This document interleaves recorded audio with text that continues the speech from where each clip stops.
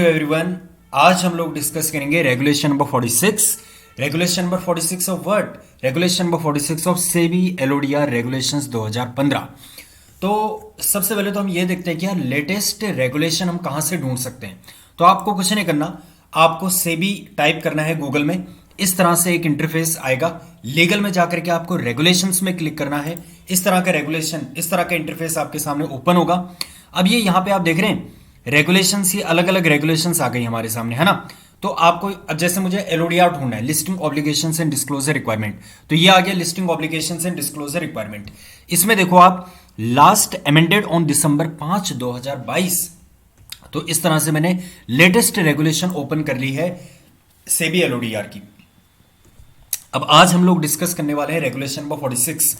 तो regulation number 46 अब regulation number 1 कहता है the listed entity shall maintain a functional website containing the basic information about the listed entity.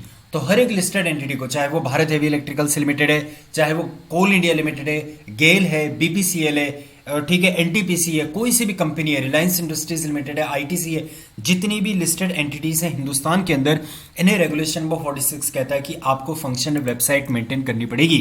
जैसे मैं example लेकर के चलता हूं, भारत हेवी इलेक्ट्रिकल्स लिमिटेड, तो इसने अपनी एक वेबसाइट मेंटेन कर रखी है। आप ये देखेंगे, इसकी ये वेबसाइट है, ठीक है, यस, ये वेबसाइट है भारत हेवी इलेक्ट्रिकल्स लिमिटेड की। इस तरह से आप किसी भी कंपनी के देखेंगे लिस्टेड एंटिटी की, उसको फंक्शनल वेबसाइट मेंटेन करनी पड़ती है because of regulation number 46 of regulation number 1। फिर लिखता है the listed entity shell disseminate the following information. जो वेबसाइट आपने बना रखी है, उस वेबसाइट से आपको निम्नलिखित जानकारियां देनी पड़ेंगी under separate section on its website. अपनी वेबसाइट में एक सेपरेट सेक्शन के तहत इस तरह की इंफॉर्मेशन आप प्रोवाइड करेंगे। क्या क्या इंफॉर्मेशन प्रोवाइड करेंगे? जैसे डिटेल्स ऑफ इट्स बिजनेस, अपने बिजनेस की डिटेल आप देंगे। तो ये गया मैं भारत हेवी इलेक्ट्रिकल्स लिमिटेड में इन्वेस्टर्स रिलेशन के अंदर इन्होंने एक अलग सा लिंक क्रिएट कर रखा है यहां पे, disclosure under regulation 46 of SEBI LODR regulations 2015। अब इसके अंदर आ गया डिटेल्स ऑफ बिजनेस। तो यहां पे अगर मैं क्लिक करूंगा तो बिजनेस की डिटेल यहां पर ओपन हो जाएगी, ठीक है जी हाँ, ये यहां पे बिजनेस की डिटेल इनकी ओपन हो जाएगी इस तरह से। तो एक बार देख लेते हैं क्या बिजनेस की डिटेल ओपन करना चाह रहे हैं। बहुत स्लो ओपन हो रहा है, ओके।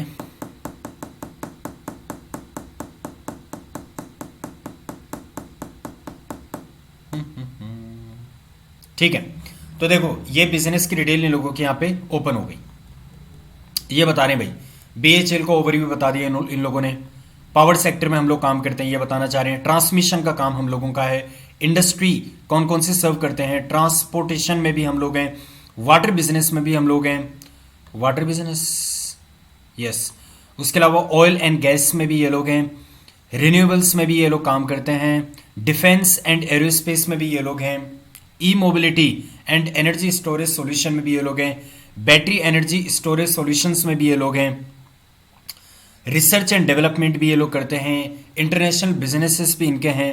तो ये इन लोगों ने अपनी बिजनेस की जानकारी यहां पे दे दी because of regulation number 46 sub regulation number 2 clause number A, details of business, terms and conditions for appointment of independent directors. जो आपके इंडिपेंडेंट डायरेक्टर्स हैं उनके अपॉइंटमेंट का टर्म्स एंड कंडीशंस, तो यहां पे ये टर्म्स एंड कंडीशंस बता देंगे। जैसे मैं एग्जांपल लूं, एक और कंपनी के एग्जांपल लेकर के चलते हैं। पेनिशिया बायोटेक लिमिटेड नाम की एक कंपनी है, फार्मा कंपनी है। तो ये कंपेरेटिवली बीएचएल के मुकाबले छोटी कंपनी है, तो इन लोगों ने इस तरह से अपनी इंफॉर्मेशन यहां पे दे रखी है, ठीक है। तो देखते हैं, चलो ठीक है, ये लोग भी अलग अलग इंफॉर्मेशन अपनी यहां पे प्रोवाइड कर रहे हैं। कंपनी इंफॉर्मेशन यहां पे आ जाती है, तो ये आगे कंपनी की इंफॉर्मेशन, ठीक है ना। आगे देखो, terms and condition for appointment of independent director, ये आप देख लेंगे। तो इस तरह से आप किसी भी कंपनी का देख सकते हैं। जैसे मैं एग्जांपल लूं, यहां पे बीपीसीएल का मैं एग्जांपल लेकर के चल रहा हूं, ठीक है। तो बीपीसीएल में आप यहां पे गए, इन्वेस्टर्स में चले गए आप रेगुलेशन नंबर 46 में, ये आ गया जी रेगुलेशन नंबर 46। अब इनका भी यहां पर है terms and condition for appointment of independent directors. तो इंडिपेंडेंट डायरेक्टर्स के अपॉइंटमेंट की टर्म्स एंड कंडीशन यहां पे इन लोगों ने बता दी। फिर आता है composition of various committees of board of directors. जो बोर्ड ऑफ डायरेक्टर्स हैं उनकी अलग अलग कमिटीज होती हैं, जैसे ऑडिट कमेटी है, नॉमिनेशन एंड रेम्युनरेशन कमेटी है, स्टेक होल्डर रिलेशनशिप कमेटी है, रिस्क मैनेजमेंट कमेटी है, एचआर कमेटी है, ठीक है, स्टेक होल्डर रिलेशनशिप कमेटी है, शेयर ट्रांसफर कमेटी है, अलग अलग तरह की कमेटी होती हैं, ठीक है ना, आर्बिट्रेशन कमेटी होती है। तो जो भी कमिटीज हैं उन कमिटीज की डिटेल आपको यहां पे देनी पड़ेगी। जैसे composition of various committees of the board of directors में मैंने यहां पे क्लिक किया, ये तो बहुत टाइम लगा रहे हैं बीएचईएल वाले, ठीक है। तो कॉम्पोजिशन ऑफ, अब इसमें मैंने क्लिक किया तो देखते हैं क्या ओपन होता है। तो यहाँ पे कमिटीज की डिटेल आ जाएंगी। तो जैसे मैंने आपको बताया था, अबे हो जाओ ओपन। तो यहाँ पे क्लॉज नंबर सी में बताता है composition of various committees of board of directors. Okay, BPCL का देख लेते हैं। बीपीसीएल में देखो डिटेल्स ऑफ एस्टेब्लिशमेंट, अच्छा टर्म्स एंड, ये आ गया बोर्ड कमिटीज।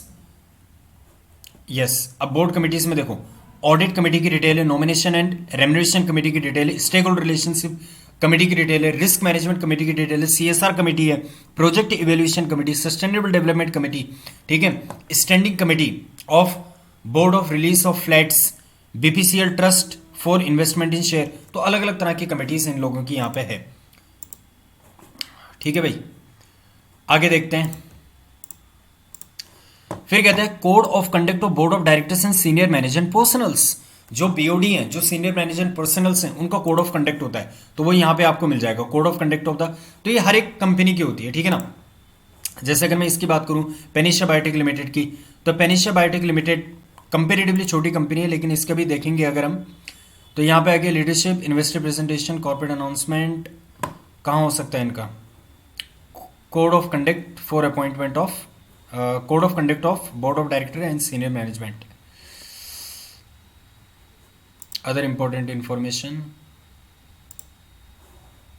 ओके, तो यहां पे तो नहीं है, ठीक है। उसके बाद details of establishment of vigil mechanism, we shall blower policy. तो आपको पता है कि भाई कंपनीज को विजिल मैकेनिज्म तैयार करना पड़ता है, विशल ब्लोअर पॉलिसी बनानी पड़ती है, तो वो भी आपको यहाँ पे कंपनीज में मिल जाएंगी, ठीक है। देखो पॉलिसी ऑन डीलिंग, ये आ गया details of establishment of vigil mechanism और we shall blower policy.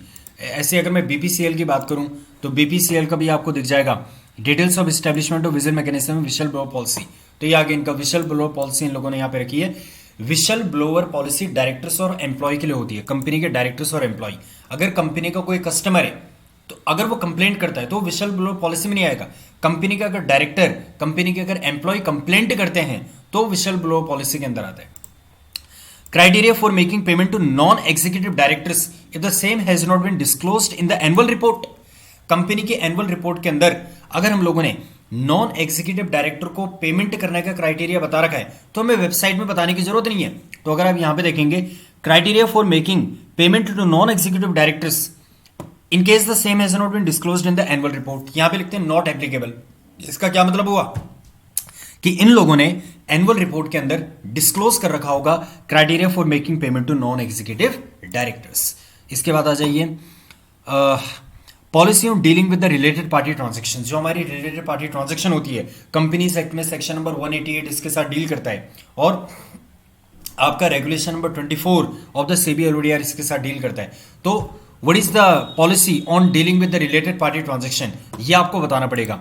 Let's say BPCL की हम लोग बात करते हैं, यहां पे आ जाइए BPCL policy on dealing with related party transaction. तो ये इन लोगों ने पॉलिसी बता दी, related party transaction policy, policy on materiality of related party transaction and dealing with the related party transactions, ये इनकी पॉलिसी आ गई यहां पर, ठीक है। ये इन्होंने सब कुछ बता दिया यहां पे कि ऑर्डिनरी कोर्स ऑफ बिजनेस का क्या मतलब है, पॉलिसी रिलेटेड पार्टी का क्या मतलब है, ये इस पॉलिसी के अकॉर्डिंग अपनी रिलेटेड पार्टी ट्रांजैक्शंस के साथ क्या करेंगे, डील करेंगे। तो ये भी आपको रेगुलेशन नंबर 46 के तहत अपनी वेबसाइट में डिस्क्लोज करना पड़ता है। Policy on determining material subsidies, आपकी मटेरियल सब्सिडी के रिगार्डिंग क्या पॉलिसी है वो भी आपको बताना पड़ेगा। जैसे पॉलिसी ऑन डीलिंग विद, ये आ गया पॉलिसी ऑन मटेरियल सब्सिडी। तो इन लोगों ने बता दिया भैया हमारी मटेरियल सब्सिडी कौन सी मानी जाएगी, ठीक है। मटेरियल सब्सिडी अगर हमारी कोई है तो उसके साथ हमें कैसे डील करना है, तो ये आ गया मटेरियल सब्सिडी की जो एसेट है उसको हम कैसे डिस्पोज ऑफ करेंगे, तो उसके रिगार्डिंग ये नीतियां बनाते हैं, पॉलिसी बनाते हैं। तो जो आपकी मटेरियल सब्सिडी है, सेबी चाहता है कि आप उसके रिगार्डिंग जो पॉलिसी वो बता करके चलें, ठीक है। फिर आता है details of familiarization programs imparted to independent directors including the following details. आपको पता होगा जो इंडिपेंडेंट डायरेक्टर्स होते हैं कंपनी के अंदर, उनको फैमिलियराइजेशन प्रोग्राम हमें इंपार्ट करना पड़ता है। फैमिलियराइजेशन प्रोग्राम मतलब इंडिपेंडेंट डायरेक्टर है वो कंपनी के एम्प्लॉय नहीं है, वो कंपनी में आज तक काम नहीं कर रहे थे, अभी हमने उनको अपॉइंट कर रखा है एज एन इंडिपेंडेंट डायरेक्टर, और कई केसेस में तो कंपनी के शेयर होल्डर्स भी नहीं होते। तो इस सिचुएशन में उनको कंपनी की जानकारी होनी चाहिए, तो हम फैमिलियराइजेशन प्रोग्राम वो करते हैं, उनके लिए ऑर्गेनाइज करवाते हैं। तो यही बात आपको बतानी है कि भाई आपने इंडिपेंडेंट डायरेक्टर्स के लिए फैमिलियराइजेशन प्रोग्राम इंपार्ट कराया नहीं कराया। So details of familiarization program imparted to independent directors including the following details. और आप ये जानकारी भी हमें दो, number of programs attended by independent directors during the year and on cumulative basis till date. जैसे मान लो अब इस साल के जो प्रोग्राम्स हैं, इस साल जो हैं हमने 4 प्रोग्राम करे थे, ठीक है। तो ड्यूरिंग द ईयर हम लोग क्या लिख देंगे, 4 प्रोग्राम। और इंडिपेंडेंट डायरेक्टर को 2 साल हो चुके हैं, पिछले साल हमने भी 4 प्रोग्राम अटेंड करे थे, तो क्यूमुलेटिव बेसिस में कितने हो गए, 8 प्रोग्राम। तो इंडिविजुअल बेसिस में इस साल 4 प्रोग्राम, क्यूमुलेटिव बेसिस में टिल डेट 8 प्रोग्राम्स। फिर कहता है number of hours spent by independent directors in such programme during the year and on cumulative basis. मान लो इस साल उसने 8 घंटे अटेंड करा, पिछले साल भी 8 घंटे अटेंड करा था, तो ड्यूरिंग द ईयर में 8 घंटे आ जाएगा और क्यूमुलेटिव बेसिस में 16 घंटे आ जाएगा। एंड अदर रेलेवेंट डिटेल्स, आप रेलेवेंट डिटेल्स और दे सकते हैं कि आपने किस चीज के ऊपर ट्रेनिंग प्रोवाइड करी। मान लेते हैं आपने रिलेटेड पार्टी ट्रांजैक्शंस के रिगार्डिंग ट्रेनिंग प्रोवाइड करी, मान लेते हैं आपने कंपनीज एक्ट के रिगार्डिंग ट्रेनिंग प्रोवाइड करी, आपने ऑडिट रिपोर्ट के ऊपर ट्रेनिंग प्रोवाइड करी। तो इस तरह की इंफॉर्मेशन आप यहां पर देंगे। तो एग्जांपल लेकर के चल लेते हैं हम दोबारा से बीपीसीएल का। बीपीसीएल में अगर आप यहां पे देखेंगे familiarisation programme for independent directors, तो ये बता रही है, ये डिटेल इन लोगों ने यहां पे दे दी, ठीक है। Details of the familiarisation programme, ये कह रहे हैं फाइनेंशियल ईयर 21-22 में हमने इतनी इतनी डेट को फैमिलियराइजेशन प्रोग्राम प्रोवाइड करे थे। ये इन्होंने यहां पर भी बता दिया, क्यूमुलेटिव टिल डेट कितना हो गया। ये हमारे इंडिपेंडेंट डायरेक्टर्स हैं, हमारे इन द सेंस के बीपीसीएल के, उनको हमने इंडिविजुअल यानी कि ड्यूरिंग द ईयर और क्यूमुलेटिव बेसिस में कितना फैमिलियराइजेशन प्रोग्राम इंपार्ट करवा दिया। Email address for grievance redressal and other एलिमेंटेड details. तो इस तरह से फिर से अगर हम देखें तो इसका भी एग्जांपल हम लोग देख लेते हैं। तो यहां पे आ गया email address for grievance redressal and other relevant details. तो ये इन लोगों ने बता दिया कि भाई अगर इन्वेस्टर की कोई ग्रीवांस है, या आगे contact information for investor grievance, अगर बीपीसीएल के जो इन्वेस्टर्स हैं, जो निवेशक हैं, उनको कुछ शिकायत करनी है, उनको कुछ जानकारी अगर लेनी है, तो वो किससे लेंगे। तो यहां पे आ गया company secretary Bharat petroleum corporation limited, Bharat Bhavan 4 और 6, पता नहीं कौन सी रोड है ये, मुंबई। अब इसमें इन लोगों ने बता दिया ईमेल एड्रेस ये है, टेलीफोन नंबर ये है, फैक्स नंबर ये है, जनरल मैनेजर का भी इन लोगों ने यहां पे दे दिया, ठीक है। उसके बाद आगे देखो nodal officer for coordinating with the IEPF authority, nodal officer का भी यहां पे इन लोगों ने दे दिया, श्रीमती V Kala, company secretary Bharat petroleum corporation limited, ठीक है। तो इस तरह से इंफॉर्मेशन आ जाती है। तो email address for grievance redressal. फिर कहता है contact information of the designated official of the listed entity who are responsible for assisting and handling the investor grievance. तो जनरली जो क्लॉज नंबर जे और के अंदर इंफॉर्मेशन मांगी है, वो सेम पर्सन की हम इंफॉर्मेशन दे देते हैं, या तो हम आरटीआई की इंफॉर्मेशन दे देंगे, कंपनी सेक्रेटरी की इंफॉर्मेशन दे देंगे, या दोनों की इंफॉर्मेशन हम लोग जनरली डिस्क्लोज कर देते हैं। उसके बाद कहता है एल क्लॉज के अंदर फाइनेंशियल इंफॉर्मेशन इंक्लूडिंग, हमें फाइनेंशियल जानकारियां भी आप देंगे। Notice of meeting of board of directors where financial result shall be discussed. आपको मालूम होगा कि जैसे ही हमारा क्वार्टर एंड होता है, उसके 45 डेज के अंदर हमें स्टॉक एक्सचेंज को फाइनेंशियल रिजल्ट डिस्क्लोज करने पड़ते हैं। तो क्वार्टर एंड होने के बाद हम लोग क्या करेंगे, बोर्ड मीटिंग ऑर्गेनाइज करते हैं। तो वो जो बोर्ड मीटिंग है जहां पे हमारे फाइनेंशियल रिजल्ट डिस्कस होने वाले हैं, उस बोर्ड मीटिंग का हमने नोटिस दिया होगा, because section number 173 of the companies act 2013 कहता है कि आपको कम से कम 7 दिन पहले नोटिस देना पड़ेगा डायरेक्टर्स को। तो वो जो नोटिस हमने दिया होगा ना, उसको उस नोटिस को भी आपको कंपनी की वेबसाइट में पब्लिश करना पड़ेगा। तो देखो क्या करे, फाइनेंशियल इंफॉर्मेशन आप हमें देंगे जिसमें notice of meeting of the board of director where financial result shall be discussed. अगर मान लो मैं नॉर्मल बोर्ड मीटिंग करवा रहा हूं, जहां मुझे फाइनेंशियल रिजल्ट डिस्कस नहीं करने, नॉर्मल बोर्ड मीटिंग है, क्या वो नोटिस भी मुझे यहां पे डिस्क्लोज करना पड़ेगा? The answer is no. उस वाली बोर्ड मीटिंग का नोटिस आप डिस्क्लोज कीजिए जिस बोर्ड मीटिंग में आप फाइनेंशियल रिजल्ट डिस्कस करने वाले हैं। फिर कहता है financial results on conclusion of meeting of the board of directors where the financial results were approved. अब उस बोर्ड मीटिंग में हम लोगों ने फाइनेंशियल रिजल्ट को अप्रूव किया होगा, तो वो फाइनेंशियल रिजल्ट भी आप यहां पे डिस्क्लोज कीजिए। Complete copy of annual report including balance sheet, profit and loss account, directors report, corporate governance report etcetera. कहने का मतलब है कि एनुअल रिपोर्ट भी आप दीजिए। तो जो फाइनेंशियल इंफॉर्मेशन है उसमें वो क्या क्या मांग रहे हैं? बोर्ड मीटिंग का नोटिस जिसमें हम फाइनेंशियल रिजल्ट डिस्कस करेंगे, फाइनेंशियल रिजल्ट जो आपके अप्रूव्ड हो चुके हैं उनको भी डिस्क्लोज कीजिए, और एनुअल रिपोर्ट, क्योंकि एनुअल रिपोर्ट के अंदर ही तो आप balance sheet, profit and loss account, directors report, corporate governance report सब कुछ डिस्क्लोज कर देते हैं। तो ये चीज अगर हम एग्जांपल लेकर के चलें अगेन बीपीसीएल का, तो यहां पे देखिए ये आ गया आपका familiarization program, contact information, items published in the newspaper. Okay, इसके अंदर आ गया financial result, intimation of notice to the intimation to the board meeting. ठीक है, तो ये यहां पे आपको दिख जाएंगे इस तरह से। उसके बाद आता है शेयर होल्डिंग पैटर्न। यस, आपको बताना पड़ेगा कि आपकी शेयर होल्डिंग पैटर्न क्या है, आपके प्रमोटर की होल्डिंग कितनी है, आपकी रिटेल इन्वेस्टर्स की होल्डिंग कितनी है, आपके इंस्टीट्यूशनल इन्वेस्टर्स की होल्डिंग कितनी है, गवर्नमेंट की होल्डिंग कितनी है। तो इस तरह से आपको शेयर होल्डिंग पैटर्न भी यहां पे डिस्क्लोज करना पड़ेगा। तो इस तरह से ये शेयर होल्डिंग पैटर्न यहां पे ओपन हो जाएगा। तो देखो ये बता रहे हैं कि share holding pattern as on 30 September 2022। तो इसको भी देख लेते हैं। तो देखो इस तरह से आपके सामने ओपन हो जाता है शेयर होल्डिंग पैटर्न। इसमें बता दिया इसने प्रमोटर ग्रुप की होल्डिंग कितनी है, तो 63.17% है। पब्लिक की होल्डिंग कितनी है, 36.83% है। फिर कह रहे हैं नॉन प्रमोटर नॉन पब्लिक की कितना है, 0%। Share underlying deposit receipts 0%। Shares held by employ trusts 0%। ठीक है, इस तरह से ये आ जाता है आपका। फिर यहां पे भी बता देगा इंडिविजुअल के कितने हैं, सेंट्रल गवर्नमेंट के कितने हैं, ये अलग अलग कैटेगरी बता देते हैं। फिर यहां बता देगा venture capital, alternative investment fund, banks, insurance company, LIC, ठीक है, एसेट रिकंस्ट्रक्शन कंपनी, ये सब की होल्डिंग बता देगा। तो ये शेयर होल्डिंग पैटर्न होता है। ठीक है, तो वो यही कह रहा है कि शेयर होल्डिंग पैटर्न भी आपको डिस्क्लोज करना पड़ेगा अपनी कंपनी की वेबसाइट में। Thereafter, it is asking for details of agreements entered into with the media company and or their associates etc. तो जनरली ये एग्रीमेंट जिनके होंगे वो लोग यहाँ पे डिस्क्लोज करेंगे। अगर मैं बीएचएल की बात करूं तो इन लोगों ने नॉट एप्लीकेबल अगर लिखा हुआ है, इसका मतलब इनका कोई भी इस तरह का कॉन्ट्रैक्ट नहीं है।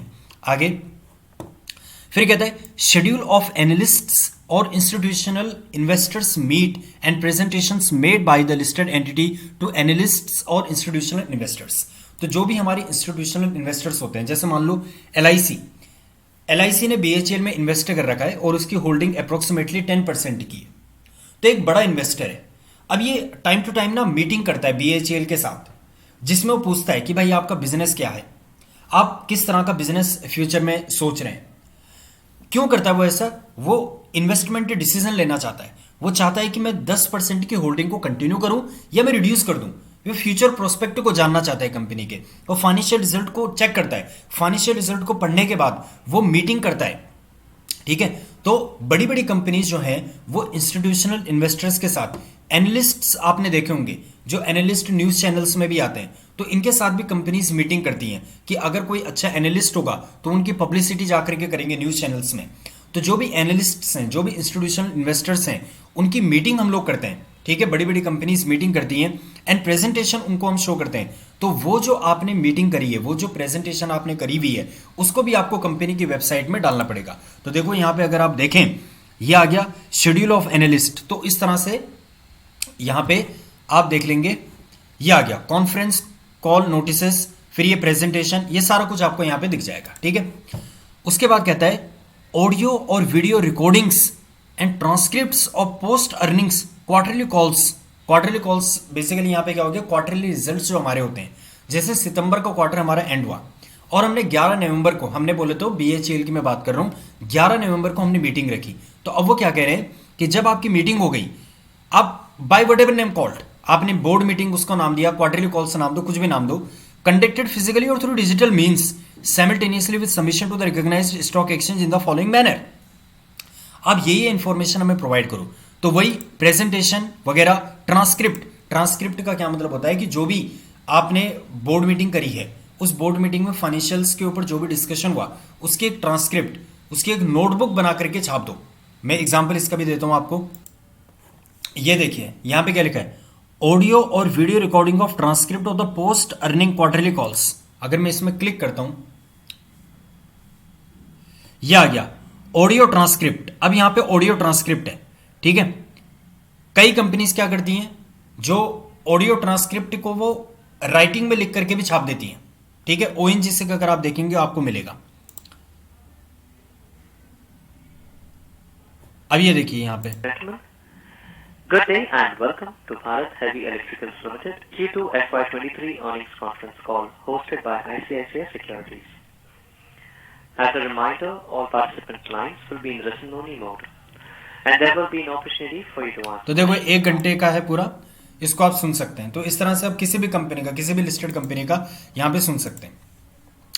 फिर कहता है new name and old names of listed entity for a continuous period of 1 year from the rate of the last name change.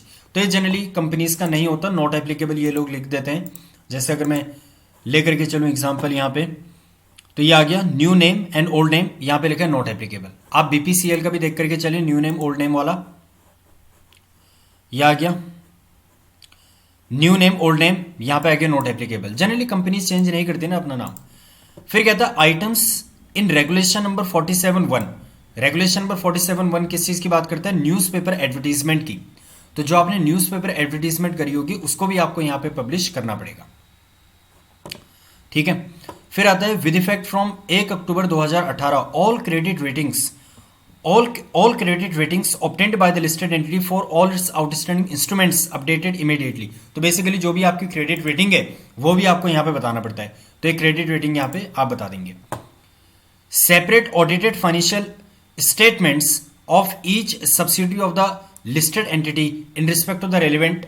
तो कह रहे हैं कि भाई अपनी सब्सिडी की फाइनेंशियल इंफॉर्मेशन में दो। अब जैसे बीएचएल की बात करूं तो बीएचएल की कोई सब्सिडी है नहीं एज सच, तो इन लोगों ने यहां पे नहीं डाल रखा, नॉट एप्लीकेबल इन लोगों ने लिखा हुआ है।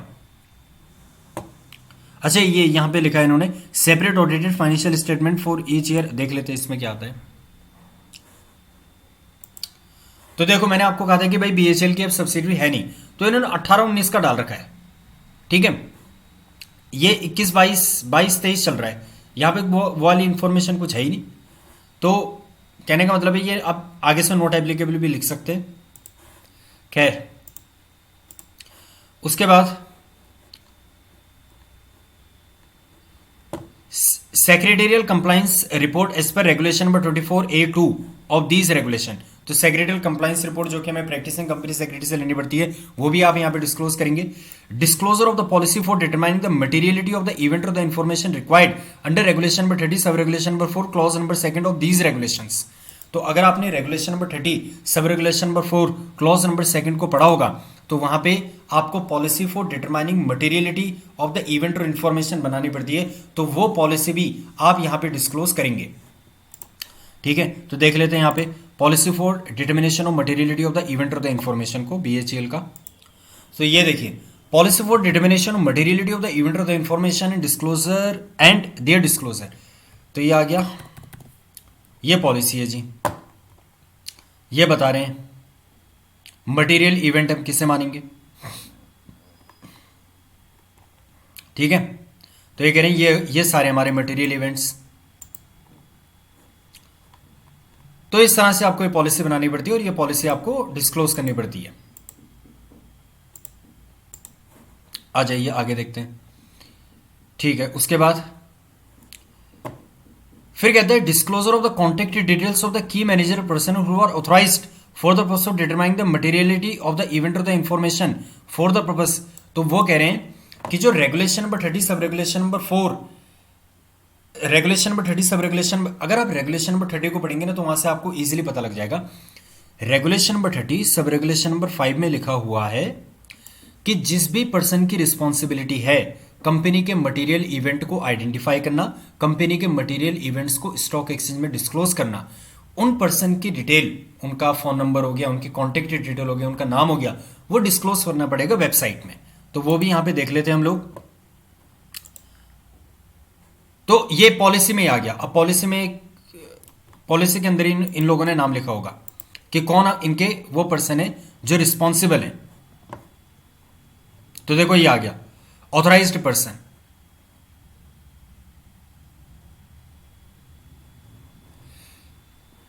देखो director finance and director HR, director finance and director HR shall be the officer authorised for determining material to the event of the information.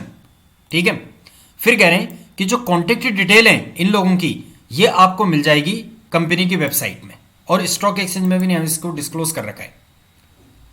Director finance shall be authorised for interpretation of the policy and issuing required certifications on the same from time to time. तो ये बात ही मैंने आपको बता दी। उसके बाद कहता है disclosure under regulation number 30 sub regulation number 8 of these regulations. तो रेगुलेशन नंबर 30 से रिलेटेड ये फिर पॉइंट है। देखो regulation number 30 sub regulation number 8 में क्या लिखा हुआ है, regulation number 30 sub regulation number 8 में लिखा हुआ है कि जो भी मटेरियल इवेंट्स आपने स्टॉक एक्सचेंज को डिस्क्लोज किए वो भी आपको कंपनी की वेबसाइट में डालने पड़ेंगे। बात सिंपल है, जैसे मान लो आपने शेयर्स को फॉरफिट किया तो फॉरफीचर ऑफ शेयर की इंफॉर्मेशन आपने स्टॉक एक्सचेंज को दी होगी, तो वो सेम इंफॉर्मेशन आपको कंपनी की वेबसाइट में भी डिस्क्लोज करनी पड़ेगी because of regulation number 30 sub regulation number 8। और ये बात कौन कहता है, regulation number 46 sub regulation number 2 clause number W। ठीक है, फिर कहता है स्टेटमेंट ऑफ डेविएशंस और variations as specified in regulation number 32 of this regulation. फिर कहता है जो रेगुलेशन नंबर 43 में आपने डिविडेंड की डिस्ट्रीब्यूशन पॉलिसी बनाई है वो भी आप यहां पे क्या कीजिए, डिस्क्लोज कीजिए। And at last it is saying section number 92 में आप एनुअल रिपोर्ट जो तैयार करते हैं वो भी आपको कंपनी में ये वेबसाइट के अंदर रखनी पड़ेगी। तो ये देखो यहां पे आ गया एनुअल रिपोर्ट वाला, एनुअल रिटर्न वाला। एनुअल रिपोर्ट अलग चीज है, एनुअल रिटर्न अलग चीज है ना। एनुअल रिपोर्ट तो क्या हो गया जो आप शेयर होल्डर्स को देते हैं, एनुअल रिटर्न क्या हो गया जो आप किस में फाइल करते हैं, एमसीए के थ्रू फाइल करते हैं। ठीक है, अंडर सेक्शन नंबर 92। उसके बाद कहता है द लिस्टेड एंटिटी, अच्छा कौन से फॉर्म में करते हैं, एनुअल रिटर्न MGT 7 में, जहां तक मैं गलत नहीं हूं तो it is form number MGT 7। The listed entity shell ensure that the content of the website R correct, website के कंटेंट आपके सही होने चाहिए। The listed entity shell update any change in the content in the content of its website within 2 working days from the date of the change in the contact। अगर मान लो company का company secretary change हो गया तो अब आपको ये जो कॉन्टेक्ट जो इन्वेस्टर ग्रीवांस वाली इंफॉर्मेशन है अब इसको अपडेट करना पड़ेगा। तो ये 2 दिन के अंदर अंदर आपको करना पड़ेगा, 2 वर्किंग डेज। अगर मान लो फ्राइडे को चेंज हो गया, फ्राइडे को कंपनी का सेक्रेटरी रिजाइन कर चुका है, ठीक है, तो अब सैटरडे संडे हटा दो, मंडे ट्यूसडे का दिन है आपके पास, मंडे और ट्यूसडे के अंदर अंदर आपका क्या हो जाना चाहिए, इन 2 वर्किंग डेज के अंदर अंदर अपडेट हो जाना चाहिए। ठीक हो गई बात। अब ये जो वेबसाइट वाली इंफॉर्मेशन है ये हमें एनएससी में भी फाइल करनी पड़ती, एनएससी में भी इस चीज की फाइलिंग करनी पड़ती है। कहने का क्या मतलब है, इसको पढ़ो जरा, यहां पे क्या लिखा है,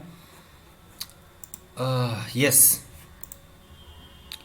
यहां पे लिख रखा है। अब देखो ये जो भी कंपनी के सीएस होते हैं ना उनके पास ये मेल आती है, तो देखो to the company secretary all listed entities dear sir madam subject release of new module for filing of information required under regulation 46 through NEAPS. NEAPS मैंने आपको बताया था, नीप्स क्या होता है, देखो भाई नीप्स क्या होता है ये भी देख लेते हैं।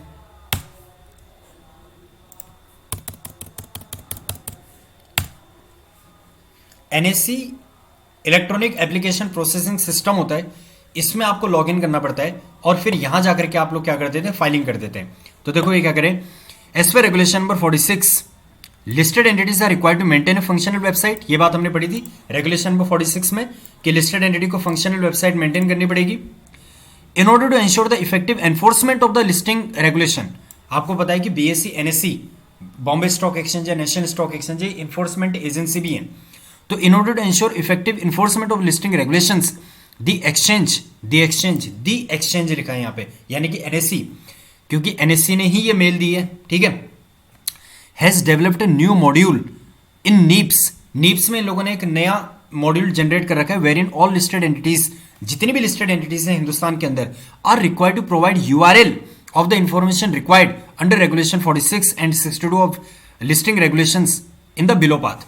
तो आप जैसे ही इसमें लॉगिन करते हैं नीप्स में, अभी ओपन नहीं हो रही है, नीप्स से हम लॉगिन करते हैं, पीरियोडिक कंप्लाइंस में जाकर के रेगुलेशन फॉर फंक्शनल वेबसाइट में आप जाएंगे। ठीक है, अब ये कह रहा है all listed entities are directed to take note that note of the above and ensure filing of the information required. कह रहे हैं जुलाई 18 2022 तक ये सबमिट कर देना। तो सिंपली आपको क्या करना होता है, कुछ नहीं करना होता है, एक एक्सेल शीट वो लोग प्रोवाइड करते हैं। ठीक है, जो एनएससी वाले हैं वो मेल में ही एक्सेल शीट प्रोवाइड कर देंगे और आपको कुछ नहीं करना। आपको जस्ट जैसे मान लो बिजनेस डिटेल में मैंने एक क्लिक करा, ठीक है, ये मैंने बिजनेस डिटेल में क्लिक करा, ये बिजनेस डिटेल यहाँ पे आ गया। अब इसको ये मैंने यहाँ से यूआरएल कॉपी किया और एक्सेल में जाकर के इस तरह से मैं यूआरएल को कॉपी कर दूंगा और यहाँ पे उन लोगों ने लिख रखा होगा अब फर्स्ट पॉइंट, इस तरह से फर्स्ट पॉइंट यहाँ पे आएगा बिजनेस डिटेल। ठीक है, बिजनेस डिटेल, और ये मैंने यूआरएल प्रोवाइड कर दिया। अब वो क्या करेंगे, यहाँ पे जाके यूआरएल में यहाँ से इसको कॉपी करेंगे, पूरे यूआरएल को ऐसे करके कॉपी करेंगे, गूगल में जाएंगे, एंटर करेंगे और यूआरएल एंटर करते ही क्या आ जाएगा, ये आ गया, बीएचएल की बिजनेस प्रोफाइल की डिटेल आ गई। तो इस तरह से हमें क्या करना पड़ेगा, हर एक इन्फॉर्मेशन को एक्सेल में देना पड़ेगा और ये सबमिट कर देना पड़ेगा यहाँ पर। ठीक है, तो मैंने आपको बता दिया कि प्रैक्टिकल एस्पेक्ट क्या होता है इन चीज़ों का। तो आगे भी हम इस तरह से डिस्कस करते रहेंगे। Thank you so much.